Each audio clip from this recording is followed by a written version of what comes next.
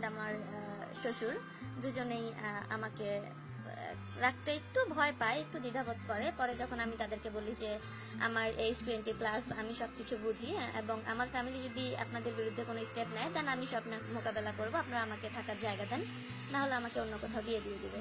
তো আমার শ্বশুর রাজি হয়ে যায়। আমার শ্বশুর বলে যে হ্যাঁ ঠিক আছে, তুমি তাহলে আমার বাসায় কয়েকদিন থাকো।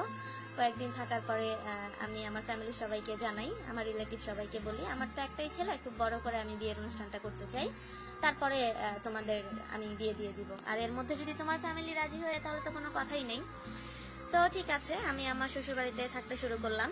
এর মধ্যে আমার বয়ফ্রেন্ডের সাথে আমার দেখা হয়, কথা হয়, আমি তার ঘর গুছিয়ে দেই, সে আমার কাছাকাছি আসার চেষ্টা করে, আমার হাত ধরে, আমাকে কিস করে, খাবার বানিয়ে দিতে গেলে সে রান্নাঘরে এসে পিছন থেকে আমাকে জড়িয়ে ধরে, আদর করে, আমার শখের জিনিস এনে দেয়। তো সবকিছু মিলিয়ে আমার বিয়ে হওয়ার আগে শ্বশুরবাড়ির জীবনটা অনেক ভালো কাটছিল। তো একদিন আমার বয়ফ্রেন্ড বললো যে আমাদের তো বিয়ে খুব কাছাকাছি চলে এসছে, আমার একটু অফিসের কাজে বাইরে যেতে হবে, আমি বাইরে যাচ্ছি, আমি একদিনের মধ্যেই ফিরে আসবো, তুমি একটু সাবধানে থেকো। তো এটা বলে সকালবেলা আমার বয়ফ্রেন্ড অফিসের উদ্দেশ্যে রওনা দেয়, সে অফিসে চলে যায়। চলে যাওয়ার পরে আমি ঘরের কাজ করতে থাকি। আমার শ্বশুর বলে যে বৌমা চা দিয়ে যেও, সে আমার বিয়ের আগে থেকে আমাকে বৌমা বলে ডাকতো। তারপরে আমি তাকে চাটা দিয়ে বললাম যে বাবা আপনি চা শেষ করেন, আমি একটু গোসল করে নেই, তারপরে রান্না করব। তো বাবা বললো যে হ্যাঁ ঠিক আছে, ওকে তাহলে তুমি যাও। তো আমার শ্বশুর আমাকে এটা বলে, আমি দেখলাম যে সে পেপারের দিকে মুখ বুজে পেপার পড়ছে আর চা খাচ্ছে। তো আমি কাপড় চোপড় নিয়ে তার সামনে দিয়ে বাথরুমে ঢুকলাম। তো আমি বাথরুমে ঢোকার পরে যেটা হয়েছে সেটা হয়েছে যে সে আমার সুন্দর শরীর, লোভনীয় পাছা এসব কাপড়ের উপর দিয়ে দেখেই আর পেপারে একটা বাজে ম্যাগাজিন দেখে সে আর নিজেকে সামলে রাখতে পারেনি। সে দরজার ফুটা দিয়ে খুব বেশি করে দেখার চেষ্টা করছিল আমি কি করে গোসল করি। সে এভাবে করে আস্তে আস্তে ভাবে আমাকে দেখেছে আমি কিভাবে গোসল করি। তো একটা পর্যায়ে গিয়ে সে অনেক বেশি হট হয়ে গিয়েছে। হট হয়ে যাওয়ার পর সে আমি গোসল করে বের হয়ে দেখি সে তার মতো করেই পেপার পড়ছে।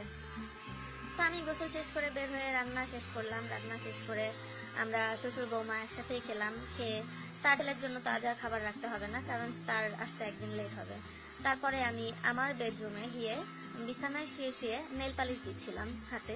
তো আমার শ্বশুর দরজার সামনে দাঁড়িয়ে সে এটা দেখছিল। তো আমি যখন উপর হয়ে শুয়ে হাতে নেল পালিশ দিচ্ছিলাম তখন সামনে থেকে আমার বড় গলার জামা থেকে দুধ দুটো উছলে উছলে বের হয়ে আসছিল। সেটা আমার শ্বশুর দেখতে পেরেছে। সে এটা দেখেছে এবং আমার উপর হয়ে শুয়ে থাকা পাছা দেখে তার অনেক বেশি লোভ হয়েছে। লোভ হওয়ার পরে সে ঘরের ভিতরে ঢুকে গেল। ঢুকে এসে আমাকে আমার দিকে খুব লোভনীয় দৃষ্টিতে তাকালো, লেলোভ দৃষ্টিতে তাকালো। তো আমি তাকে বললাম যে বাবা কিছু লাগবে? তো সে বলল যে হ্যাঁ লাগবেই তো, কিন্তু সেটা তো তোমারে কন যাইব না, কি লাগবো। তো আমি তাকে বললাম যে বাবা কি লাগবে বলেন, আমি এনে দিচ্ছি। তো তাকে আমি এই কথা বলার পরে সে একটু পিছিয়ে ঘরের দরজাটা বন্ধ করে দিল। বন্ধ করে দেওয়ার পর আমি বললাম বাবা আপনি ঘরের দরজা বন্ধ করছেন কেন? তো সে পাগলা কুত্তার মতো আমার দিকে ধেয়ে আসতে থাকলো আর বললো যে ঘরের দরজা কেন বন্ধ করছি সেটা কি তোমারে কইতে হইব? আমি গাছ লাগাইছি, আমি কি ফল খাবো না? এটা বলে সে আমার উপর ঝাঁপিয়ে পড়লো। তারপর সে আমাকে জড়িয়ে ধরলো। জড়িয়ে ধরে সে আমার সাথে অনেক মানে জোরাজুরি শুরু করলো। আমি অনেক জোরাজুরি করছিলাম তার হাত থেকে ছোটার জন্য, কিন্তু পারছিলাম না। তারপরে আমার শ্বশুর আমার দু হাত দুই দিক থেকে টেনে ধরে তার দুয়ের পায়ের মাঝখানে ফেলে আমাকে ইচ্ছা মতো আমার সারা শরীর কামড়াতে লাগলো। আমার ঠোঁট, ঘাড়, কাঁধ সব কামড়াতে কামড়াতে সে আমার জামা এবং ব্রা ছিঁড়ে আমার দুধে কামড়াতে শুরু করলো। তো সে এমন যখন কামড়াচ্ছিল তখন আমার মাথায় একবার তার ছেলের চেহারা ভাসছিল, আবার সে যেইভাবে কামড়াচ্ছে এটা ভাসছিল। তো আমি কি করব বুঝে উঠতে পারছিলাম না। তারপরে একটা সময় গিয়ে আমি ভাবলাম যে না ঠিক আছে, যেহেতু তার ছেলে নাই সেহেতু আমি তার সাথে এখন চোদা দিয়ে দেখি কেমন মজা লাগে। তারপরে আমি বললাম যে বাবা আপনি একটু থামেন, আমি আপনাকে হেল্প করছি। তারপরে সে অবাক হয়ে আমার দিকে একটু তাকালো, তাকিয়ে বললো যে তুমি? তখন আমি বললাম যে হ্যাঁ। তারপরে আমি আমার কাপড় চোপড় খুললাম। প্রথমে আমি আমার সালোয়ার ওড়নাগুলো সবগুলো খুললাম আর ব্রা প্যান্টি পরা অবস্থায় বাবাকে বললাম যে বাবা আমি এখন জানালার পাশে পর্দা ধরে দাঁড়াচ্ছি, আর আপনি পিছন থেকে এসে আমার সারা গায়ে কিস করবেন, তারপরে আপনি আমাকে চুপ দেন।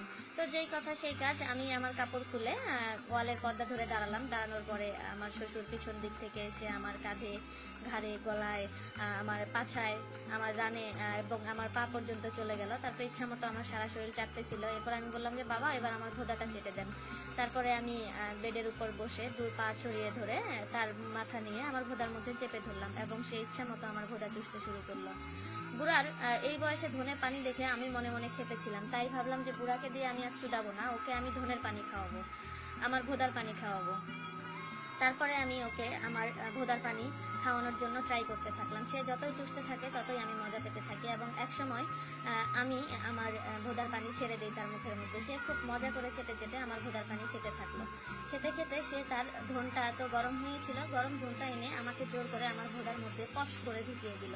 ঢোকানোর পরে সে ইচ্ছা মতো আমাকে ঠাপাতে শুরু করলো। ঠাপাতে ঠাপাতে তার যখন মাল আউট হয়ে গেল, তখন আমি তাকে বললাম যে বাবা, আমার তো আপনাকে দিয়ে আরেকটু ভোদা খাওয়াতে ইচ্ছে করছে। এরপরে আমি এটা বলার পরে আমার শ্বশুর তো খুশি হয়ে গেল। খুশি হয়ে বলছে, তাই বৌমা? এই বলে সে তাড়াতাড়ি আবারও আমাকে বসালো। বসিয়ে প্রথমে বসালো, তারপরে আবার আমাকে চিৎ করে শোয়ালো। শুয়ে আমার পা দুটো ফাঁক করে সে সেখানে আবার তার জিভ ঢুকিয়ে দিয়ে চাটতে লাগলো। চাটতে চাটতে সে তার ধনের পানি এবং আমার ভোদার পানি সব খেয়ে নিল। সব খাওয়ার পরে সে আমাকে আরো আমার দুধ কচলাতে শুরু করলো। দুধ কচলে কচলে সে বলছিল যে তুমি যে এত ঠাসা মাল, আগে যদি জানতাম তাহলে আমি আমার ছেলের সাথে তোমাকে কখনোই বিয়ের জন্য রাজি হতাম না। তোমার শাশুড়িও তো নেই, আমিই তোমাকে বিয়ে করে রেখে দিতাম। তো আমি তাকে বললাম, বাবা সমস্যা কি? আপনার ছেলে তো আর সবসময় বাসায় থাকে না, আপনার ছেলে তো আমাকে রাতে চুদবে, আর যখন আপনার ছেলে থাকবে না তখন আপনি আমাকে দিনের বেলা চুদবেন। আমি আপনার ছেলের ধনটা ধরে দেখেছি, খুব বেশি মজবুত বা শক্ত সুন্দর না আপনারটা যেমন, কারণ আপনি তো পুরানা জিনিস, অনেকদিন যাবত আমার শাশুড়ি মাকে চুদে এসছেন, মাঝখানে কিছুদিন হলো চুদতে পারছেন না। আপনার যা ইঞ্জিন, আপনার ইঞ্জিন দেখেই তো আমার মাথা খারাপ হয়ে গেছে।